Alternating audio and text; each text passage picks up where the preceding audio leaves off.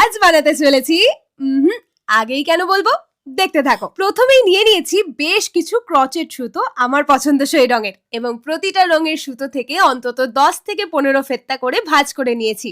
না, এবার আর গার্ডার নয়, এবার নিয়েছি একটা ক্লিপ। সুতোগুলোকে ক্লিপের সাথে আটকে নিয়ে এবার বিনুনির পালা।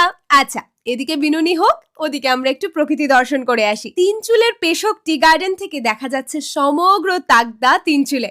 ছোট ছোট খেলনাপাতির মতো গাড়িগুলো গুড়গুড় করে আঁকা বাঁকা পথ ধরে কখনো উঠছে, কখনো নামছে, কখনো মেঘ এসে ঢেকে দিচ্ছে সমগ্র দৃশ্য, আবার কখনো হঠাৎ চোখের সামনে থেকে সরে যাচ্ছে মেঘের চাদর। দেখা দিচ্ছে সমগ্র প্রকৃতির স্বচ্ছ সুন্দর রূপ। যে বাড়ির আঙিনায় বসে কাজটা করছি তাদের পোষ্য মুরগিগুলো আশেপাশেই ঘুরছে, খুঁটে খুঁটে খাচ্ছে, কত যেন কৌতূহলে মাঝে মাঝে এগিয়ে আসছে। ভাবছে, আরে এই মানুষটা করছে কি? দেখো, কথা বলতে বলতে ওদিকে বিনুনি কমপ্লিট। এবার কিছু চার্মস অ্যাড করার পালা।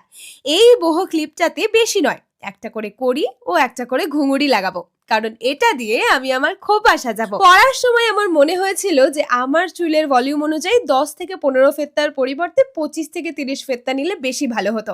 যাই হোক, পরের বার নতুন লোকেশনে নতুন কাজ নিয়ে খুব শিগগিরই হাজির হব। আজকের জন্য টাটা।